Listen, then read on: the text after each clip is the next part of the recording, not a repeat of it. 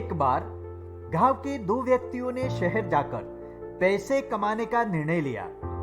शहर जाकर कुछ महीने इधर उधर छोटा मोटा काम कर दोनों ने कुछ पैसे जमा किए।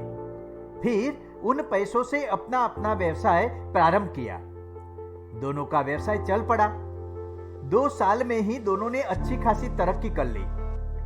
व्यवसाय को फलता फूलता देख पहले व्यक्ति ने सोचा कि अब तो मेरा काम चल पड़ा है, अब तो मैं तरक्की की सीढ़ियां चढ़ता चला जाऊंगा।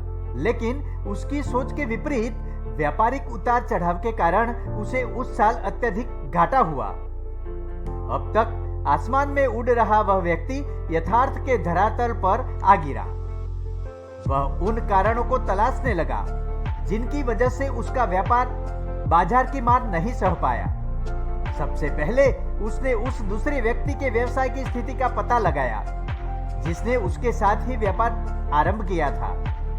वह यह जानकर हैरान रह गया कि इस उतार चढ़ाव और मंदी के दौर में भी उसका व्यवसाय मुनाफे में है। उसने तुरंत उसके पास जाकर इसका कारण जानने का निर्णय लिया। अगले ही दिन वह दूसरे व्यक्ति के पास पहुंचा। दूसरे व्यक्ति ने उसका खूब आदर सत्कार किया और उसके आने का कारण पूछा। तब पहला व्यक्ति बोला, दोस्त, इस वर्ष मेरा व्यवसाय बाजार की मांग नहीं झेल पाया, बहुत घाटा झेलना पड़ा। तुम भी तो इसी व्यवसाय में हो, तुमने ऐसा क्या किया कि इस उतार चढ़ाव के दौर में तुमने मुनाफा कमाया? यह बात सुन दूसरा व्यक्ति बोला कि भाई, मैं तो बस सीखता जा रहा हूं, अपनी गलती से भी और साथ ही दूसरों की गलतियों से भी। जो समस्या सामने आती है उसमें से भी सीख लेता हूं।